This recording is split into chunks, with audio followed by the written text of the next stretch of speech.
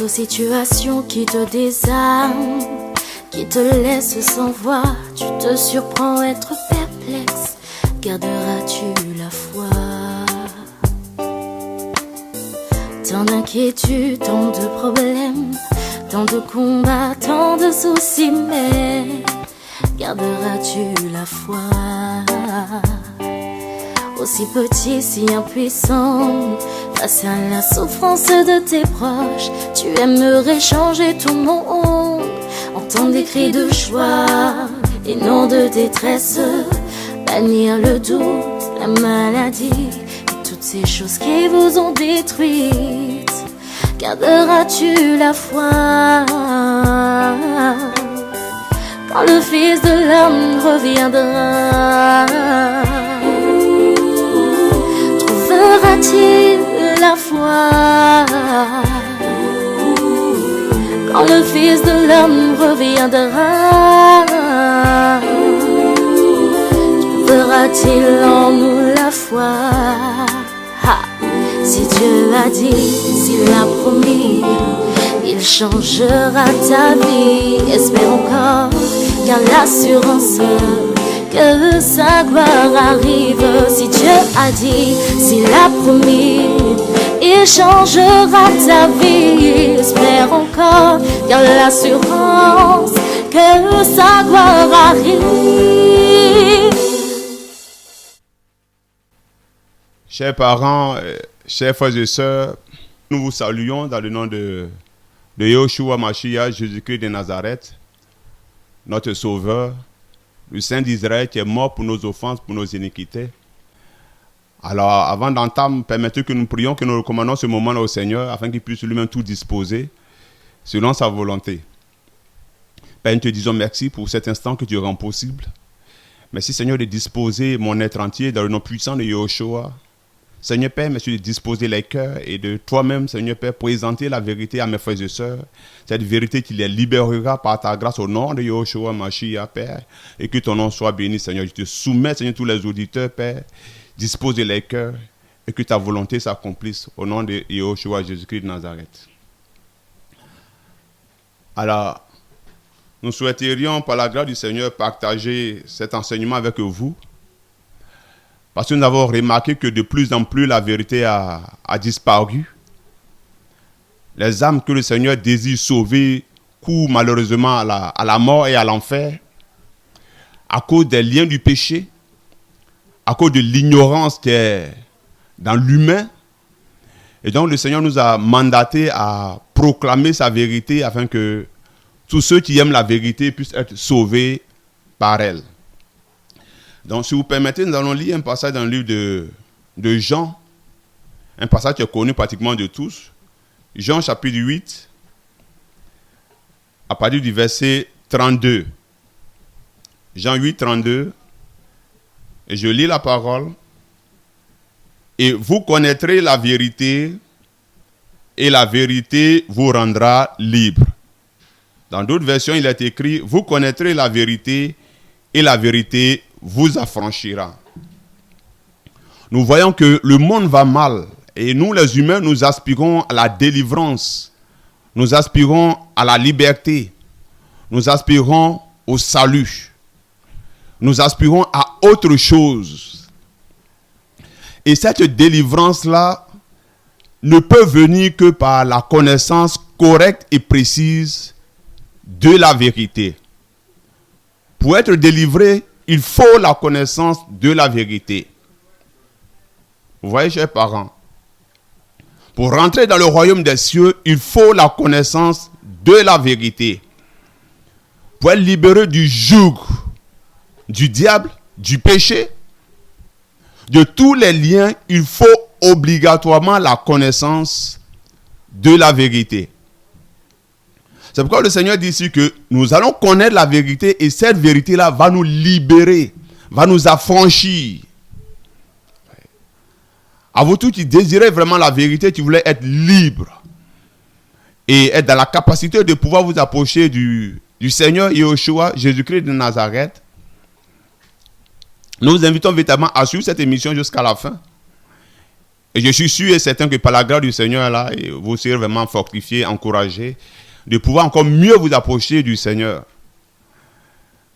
Alors, ce qui nous amène à nous poser la question, mais qu'est-ce que la vérité? Puisqu'il la faut pour que nous soyons sauvés. Dans le livre de Jean 14, le Seigneur se présente à nous comme étant le chemin, la vérité et la vie. Donc, en réalité, la vérité est un être glorieux, un être puissant, un être extraordinaire, et cet être-là se nomme Yahushua, Jésus-Christ de Nazareth. Il est lui-même la vérité. Donc, lorsque véritablement Jésus vous a franchi, vous êtes libérés. Les démons vont naturellement seuls à cause de la présence du Seigneur Yahushua, Jésus-Christ de Nazareth. C'est pourquoi il est vraiment important que chaque individu puisse faire sa rencontre avec le Seigneur, découvrir cette vérité-là qu'est le Seigneur Jésus et être libéré de l'emprise des œuvres de la sorcellerie, être libéré de l'emprise du diable et des démons, être affranchi et pouvoir avoir une vie de chrétienté épanouie.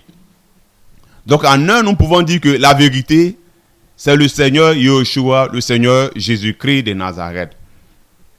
Bien que la vérité est un être, mais également la vérité représente autre chose. Quand nous prenons le passage de Jean chapitre 17, à partir du verset 17, le Seigneur dit dans sa parole, « Sanctifie-les par ta vérité, ta parole est la vérité. » Donc la Bible également que nous tenons entre nos mains est la vérité. L'évangile est la vérité. Toutes les vérités relatives à la vie de Jésus, au royaume, n'est que pure vérité. Donc cette vérité qui a été inscrite dans la Bible nous affranchit, nous libère. Dans le livre de Osée, le Seigneur dit, mon peuple périt parce qu'il lui manque la connaissance. En fait, le peuple du Seigneur est détruit, est volé, le peuple du Seigneur est pillé à cause de l'ignorance. C'est pourquoi il est vraiment important, chers frères et sœurs, que nous puissions rechercher la vérité, celle inscrite dans la Bible. Ensuite, faire une rencontre avec le Seigneur, comme cette femme-là qui perdait le sang et qui a eu cette grâce-là de rencontrer le Seigneur Yahushua, le Seigneur Jésus-Christ. Elle a saisi le pan de la robe du Seigneur. Donc nous également, nous devons saisir cette vérité-là qui est le Seigneur lui-même et également aussi être des étudiants de la Bible afin d'être instruits, d'être enseignés sur les vérités bibliques et de ne pas être trompés. Il y a des faux prophètes, il y a des faux ouvriers qui viennent également avec un autre message. Tout le monde se prétend être de la Bible. Mais pourquoi est-ce qu'il y a toutes ces doctrines-là? Pourquoi est-ce qu'il y a toutes ces divergences de religion? Parce qu'en réalité, il y a eu la mauvaise semence, l'ivraie, qui s'est infiltrée. Donc, pour être sauvés, il faudrait que nous, les humains, nous soyons des étudiants de la Bible afin d'être correctement enseignés par le Seigneur et être sauvés. Mais vous allez voir que quand nous allons parcourir l'évolution du monde, l'évolution du temps, la véritable vérité a disparu pour laisser place au péché. Quand nous prenons le livre de 1 Samuel, à partir du chapitre 3, 1 Samuel chapitre 3, verset 1er, la Bible nous enseigne que « Or, le jeune garçon Shemuel servait Yahweh en présence d'Élie. La parole de Yahweh était rare en ces temps-là et les visions n'étaient pas fréquentes. » Ce premier verset du chapitre nous enseigne que la parole du Seigneur était rare en ce temps-là. En réalité, la vérité avait disparu au temps de Samuel. Et ce que vous devez comprendre, lorsque la vérité n'y est pas, il y a la dépravation des mœurs. Il y a le péché qui s'installe. C'est pourquoi si vous lisez bien le livre de Samuel, vous allez voir que le peuple vivait dans le péché. 200 ans plus tard, avec le prophète Ésaïe, quand nous lisons Ésaïe chapitre Ésaïe 59, nous remarquons que 200 ans plus tard, après Samuel, au temps d'Ésaïe, le monde sera également dépravé, va se retrouver dans cette situation-là d'iniquité, de péché. Pourquoi? Parce qu'également la vérité avait disparu. Ésaïe 59, si vous permettez qu'on lise à partir du verset 12, la parole dit ceci: car nos transgressions se sont multipliées devant toi, et nos péchés témoignent contre nous. Car nos transgressions sont avec nous, et nous connaissons nos iniquités. Se rebeller et régner Yahweh, se détourner de notre Elohim, parler d'oppression et d'apostasie, concevoir et méditer dans le cœur des paroles mensongères. C'est pourquoi le jugement s'est éloigné et la justice se tient éloignée. Car la vérité trébuche sur la place publique. Je relis la partie là. Car la vérité trébuche sur la place publique et la droiture ne peut y entrer. La vérité a disparu. À partir du verset 15 de Ésaïe 59, la vérité a disparu. Et quiconque se détourne du mal se fait dépouiller. Yahweh l'a vu, et cela a déplu à ses yeux, parce qu'il n'y a plus de droiture. Donc également, au temps de Ésaïe, au 8e siècle, avant Yahushua, avant Jésus-Christ de Nazareth, la vérité a également disparu. Mais vous voyez que lorsque nous avons lu un peu plus haut, parce que la vérité a disparu, les transgressions se sont augmentées. Le peuple vivait dans le péché. C'est pareil à cette époque dans laquelle nous sommes. La vérité a encore disparu. On ne garde pas la parole du Seigneur qui est annoncée, qui est proclamée. Le Seigneur qui est amour et qui aime le bien, mais malheureusement, nous les humains, nous sommes attachés au mal. Le mal a tellement gangréné notre société que regardez même là dans le système religieux, regardez même dans les bâtiments d'église. Du fond, on se dit chrétien, mais on vit dans le mensonge. On vit dans le vol chrétien. Hein? On vit dans l'adultère. Dans l'église, dans l'adultère. Vous voyez, on vit dans la prostitution chrétienne. Et nos jeunes gens qui malheureusement qui viennent d'atteindre la fleur de l'âge, qui vivent dans tout ce qui est rapport de copains, copinage, mais parce qu'ils sont ignorants de la vérité du Seigneur. Malheureusement, nous rencontrons certains parents qui se disent chrétiens, disent soi-disant aimer le Seigneur, mais qui vivent dans le concubinage. Et le pire, c'est qu'ils ignorent que le concubinage est un péché. Comment pouvons-nous dire servir Yahweh qui dit je suis saint, donc vous également soyez saints, et vivre dans le péché? C'est parce que la vérité a disparu. La proclamation de l'évangile qui conduit au royaume des cieux a disparu. Mais quel message annonçons-nous? Nous avons la responsabilité de présenter l'évangile vrai à nos frères et sœurs afin d'être sauvés par la grâce du Seigneur. Chrétien qui vit dans la pornographie, dans la masturbation. Ça, je ne parle même pas du monde, hein, mais je parle déjà dans nous-mêmes, notre milieu. Chrétien qui est marié, qui a bague au doigt, mais qui laisse sa femme pour aller courir encore d'autres femmes. Mais on dit on est chrétien. Pourquoi? Parce que la vérité a disparu et on n'a pas la crainte du Seigneur.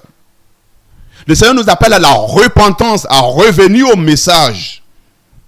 Ce message de sainteté là que Yahushua Jésus a annoncé, a prêché, ce message qui était dur, mais qui conduit à la vie éternelle, la sainteté, la sanctification. Le Seigneur nous a appelés à la sainteté, à la sanctification, et non à l'impureté.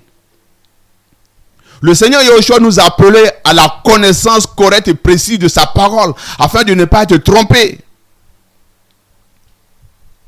Chers auditeurs, chers parents, chers frères et sœurs, le Seigneur vous aime, mais il hait le péché. Et pour pouvoir se détourner du péché, il faut forcément faire cette rencontre-là avec la vérité qui est cette tête-là, Yahushua Jésus-Christ de Nazareth. C'est lui qui peut vous affranchir. C'est cette vérité-là. Le Seigneur Jésus qui peut vous libérer. En sa présence, les démons tremblent. En son nom, les démons sautent. Par sa puissance, la restauration dans les vies. Mais si tu l'ignores, si tu n'as pas cette rencontre avec le Seigneur, et si tu foules aux pieds sa parole, l'évangile de vérité qui est censé te conduire au ciel, quelle serait ta destinée? Loin de nous de blâmer qui que ce soit, mais d'alerter et de nous inviter à revenir à la parole véritable. À revenir à l'évangile qui dit: tu aimeras ton prochain comme toi-même. Tu aimeras Elohim de tout ton cœur. Et le Seigneur dit: si vous m'aimez, gardez mes commandements. Et le Seigneur n'aime pas le péché. Chers frères et sœurs, que chacun examine son cœur. Que chacun examine sa vie. Est-il en harmonie vis-à-vis de la parole du Seigneur? Demeure-t-il dans la vérité ou a-t-il rejeté la vérité? Le Seigneur aujourd'hui nous tend la main et nous invite à nous examiner afin de se ressaisir, de confesser nos fautes, de revenir à lui avec un cœur sincère. Et il est puissant pour restaurer, pour nous délivrer, pour régler tout ce qu'il y a à régler spirituellement dans nos vies. Ça passe par connaître la vérité. Ça passe par recevoir le Seigneur Yeshua, le Seigneur Jésus, dans son cœur comme Seigneur et Sauveur. Ça passe par accepter tout le message que le Seigneur a prescrit dans sa parole. L'acceptation de la vérité biblique. Revenons au message principal. Je suis saint, vous également, soyez saints. Cette vérité-là est foulée aux pieds. Le Seigneur dit qu'il nous a prédestinés pour que nous soyons saints et sans défaut devant lui. Mais si nous rejetons la parole du Seigneur, et nous continuons à vivre dans le désordre, à vivre selon les désirs de nos cœurs, sachant qu'il y a également un jugement que le Seigneur a déterminé. Ouais. La vérité. La vérité trébuche sur la place publique. Et même dans nos congrégations, cette vérité-là, des fois, on l'entorche. On tord le cou au message. Et on préfère faire cotiser nos frères. Première offrande, deuxième offrande, troisième offrande. Raqueter la dîme, dépouiller nos frères et sœurs. Au lieu de prêcher le véritable message, tu conduis les âmes au royaume des cieux. Tu conduis les âmes vers le Seigneur. Cette vérité également qui a disparu, c'est que les gens vous attirent vers eux. Les prédicateurs puissent être apôtres, docteurs. Nous sommes censés amener les âmes vers Yeshua, vers Jésus-Christ de Nazareth qui libère, qui guérit, qui opère toutes choses miraculeusement. Mais malheureusement, aujourd'hui, nous remarquons, nous constatons que les gens préfèrent attirer les âmes vers eux, vers le système. Quand Jean-Baptiste a vu le Maître venir, dans le livre de Jean 1er, il a dit à tous ceux qui étaient là: voici l'agneau de l'homme qui ôte le péché. Il a présenté le roi des rois. Il a présenté le sauveur du monde. Notre mission également, c'est de présenter la vérité. Le Seigneur Yeshua, le Seigneur Jésus. Je vous exhorte à aller vers Jésus. C'est lui qui sauve. Aucun humain ne peut t'aider. Aucun humain ne peut te sauver. Aucune église ne peut te sauver. Aucune religion ne peut te sauver. Un seul peut te sauver. Celui qui t'a aimé depuis la fondation du monde et qui est venu donner sa vie à la croix pour que tu sois sauvé. Son nom, c'est Yeshua Mashiach. Et c'est lui que nous présentons. Nous vous le présentons, nous vous présentons aussi son royaume. Et son royaume-là n'est pas de ce monde. Il est du ciel. Nous sommes les enfants du ciel. Donc nous ne devons pas nous attacher aux choses terrestres, aux choses de la terre. Voici également une vérité qui a disparu. Il dit: ne vous conformez pas au siècle présent, mais laissez-vous transformer par le renouvellement de votre esprit. Parce que nous sommes du ciel. Le Seigneur ne veut pas que nous nous attachions aux choses terrestres, mais plutôt aux choses spirituelles. Voici le message que nous devons annoncer à nos frères et sœurs afin qu'ils soient sauvés. À toi qui es malade, il y a de l'espoir pour toi. À toi qui es pris par le pied de la sorcellerie, il y a de l'espoir pour toi. À toi qui crois que bon, ben, si tu abandonnes la sorcellerie, le diable va te tuer, il y a de l'espoir pour toi. Cet espoir-là, ce n'est pas moi, mais cet espoir, c'est le maître dont je vous parle. Yeshua Mashiach, Jésus-Christ de Nazareth, le plus puissant, le plus beau. Il est puissant pour vous libérer, il est puissant pour vous affranchir. C'est pourquoi ouvrez votre cœur et permettez que la vérité du Seigneur transperce votre cœur afin de vous affranchir, de vous rendre libre.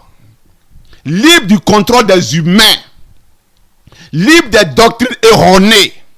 Vous voyez? Mais le Seigneur vous aime et il veut posséder votre corps. Il veut vous contrôler. Il est le bon berger.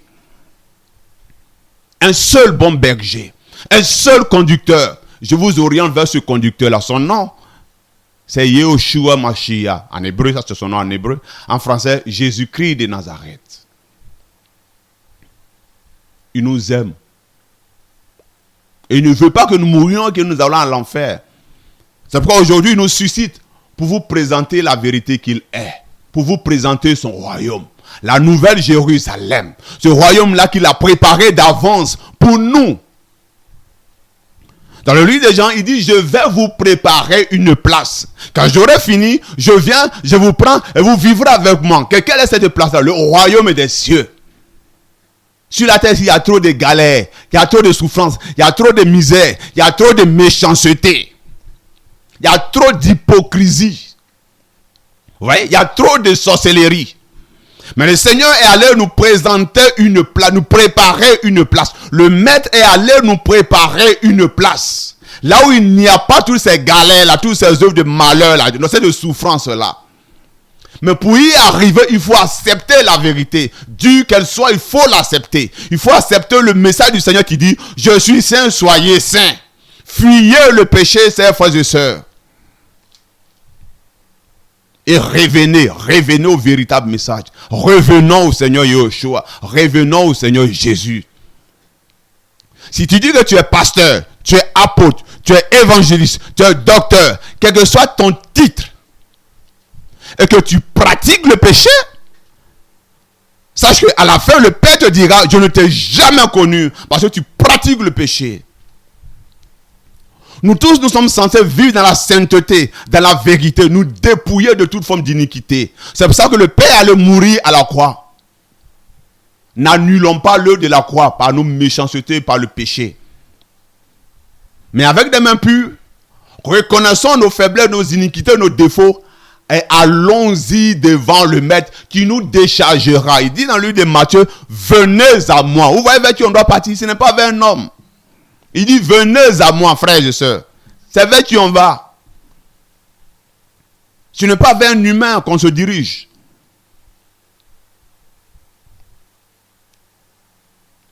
Certains de nos frères et sœurs, à la recherche de solutions, courent derrière les pasteurs, courent derrière les apôtres. Ce n'est pas ça la solution.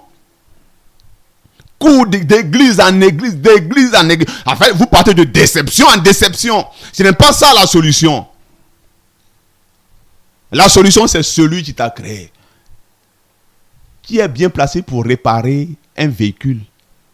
Mais c'est le conceptionneur. Celui qui a fabriqué le véhicule, là, il est bien placé pour réparer ça correctement. C'est pourquoi lorsque Adam et Ève sont tombés dans le péché, par la désobéissance, ils ont ouvert la porte à l'iniquité, à toutes ces méchancetés que nous voyons aujourd'hui. Mais le Seigneur qui les a créés, le Père qui les a façonnés a quitté encore son trône de gloire pour venir les restaurer, les rétablir pour que nous puissions nous approcher de lui. Et aujourd'hui, il nous tend la main. C'est pourquoi il est venu, il a vécu durant 33 ans et demi sur la terre, zéro péché.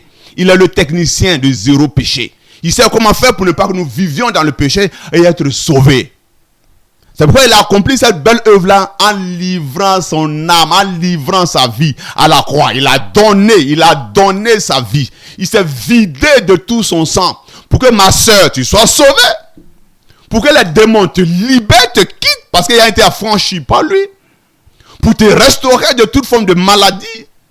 Et au-delà de tout ça, c'est pour te donner la vie éternelle. Le Seigneur Yahushua, les gens vous trompent. Il n'est pas venu pour te donner de la richesse. Hein? Ce message-là. Non, viens à tes affaires, ça va aller, ça va bouger. Ce n'est pas ça que Yahushua est venu à la croix. Ce n'est pas pour ça. Il n'est pas venu pour remplir tes poches. Il est venu pour te dépouiller du péché, te donner la vie éternelle. Voici le message. Voici la vérité qui doit être prêchée, chers frères et sœurs. Mais malheureusement, oh, Seigneur, sauve-nous. Et que nous, les humains, sommes tellement aveuglés qu'on a abandonné le Seigneur qui est la vérité. Pour courir derrière quoi? Pour courir derrière la vanité. Pour courir derrière les choses éphémères de ce monde-là. Salomon dit vanité des vanités, tout est vanité. Le plus important, c'est le royaume. Le plus important, c'est le salut de ton âme. Tu ne penses pas que tu es mortel? Nous sommes de passage sur la terre. Nous sommes des étrangers et voyageurs, dit le Seigneur. Étrangers et voyageurs, tu voyages, tu vas où?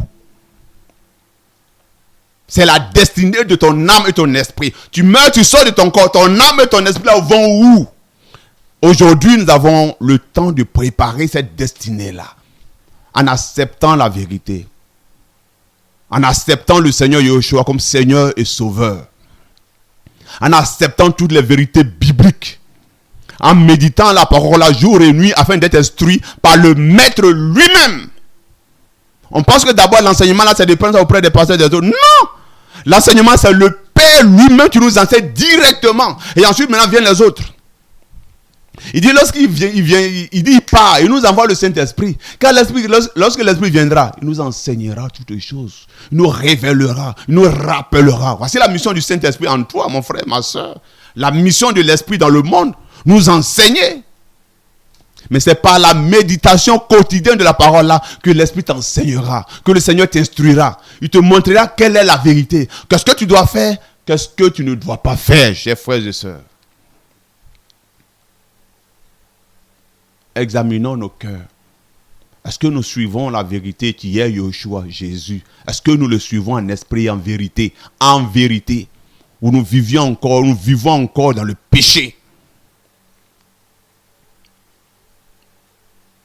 Il est notre modèle parfait. 33 ans et demi. Il a été tenté. Il a été persécuté. Il a été rejeté. Le maître a été rejeté. Ils l'ont frappé. Mais il n'a pas réagi. Zéro péché. Conduit à l'abattoir comme un agneau. Plachevé à cause de tes péchés, à cause de mes péchés. Mais il n'a pas riposté. Il n'a pas réagi. Craché sur lui. Il n'a pas réagi. Zéro péché. C'est notre modèle et c'est lui que nous voulons suivre. Tu veux le suivre avec péché? Tu veux le suivre dans l'iniquité? Tu veux le suivre dans la pornographie, dans ta masturbation? Là, tu veux le suivre? C'est pas possible. Tu dois être déchargé. Tu veux le suivre dans ton concubinage là? Concubinage, péché sexuel. Tu souilles ton corps directement. Le Seigneur hait le péché. Il hait concubinage. L'adultère. Tu veux le suivre avec ça? Divorcé, remarié. Tu as déjà vu ça où? Tu veux le suivre avec ça? C'est pas possible. Hein, chers frères et sœurs?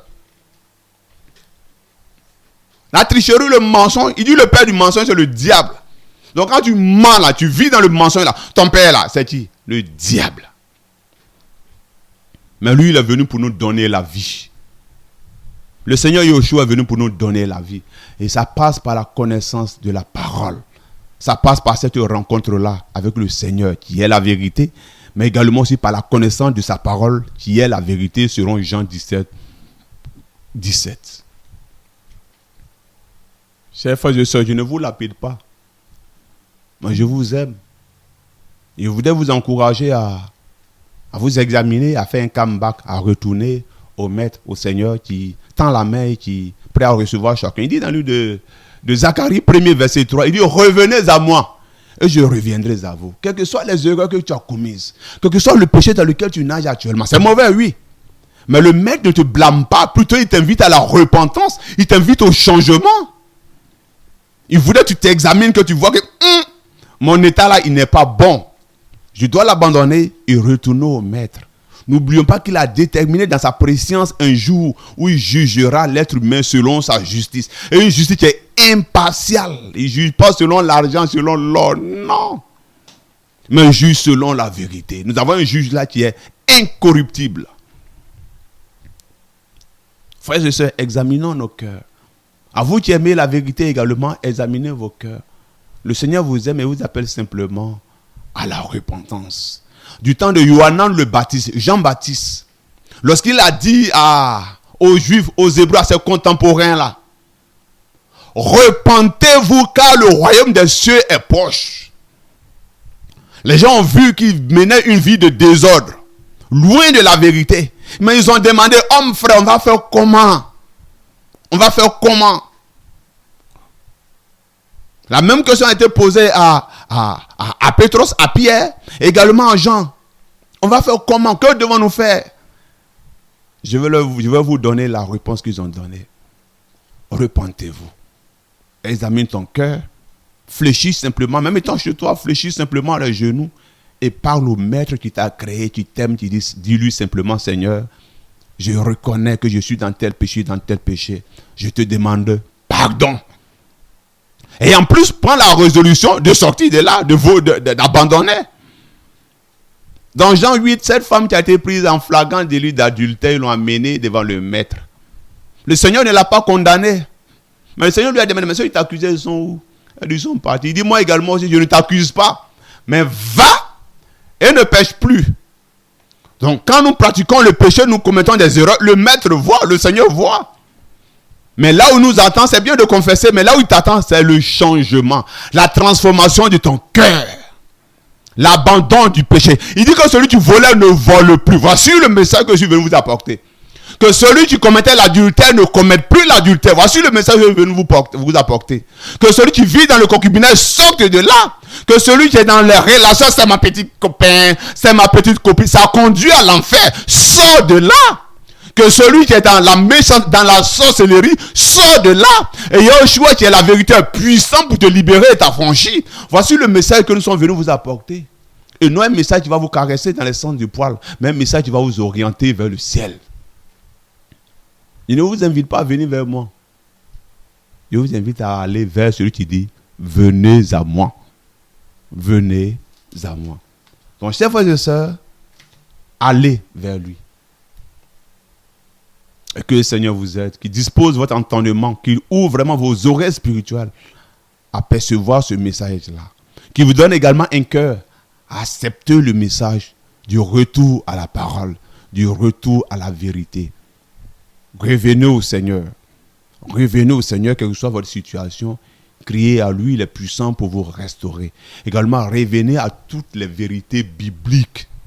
Dans la méditation, le Père nous veut dans la lecture, dans la méditation quotidienne, afin qu'il puisse nous enseigner, nous instruire sur ce qu'on doit faire qui est bon, sur ce qu'on ne doit pas faire qui est mauvais. Le Seigneur est disposé pour sauver la Côte d'Ivoire. La Côte d'Ivoire, c'est ton temps. Le temps de ton salut a sonné. Le réveil pour notre nation a sonné. C'est à chacun de se disposer et de saisir cette vérité-là afin d'être sauvé par elle. Et que le Seigneur vous aide et que le Seigneur vous soutienne.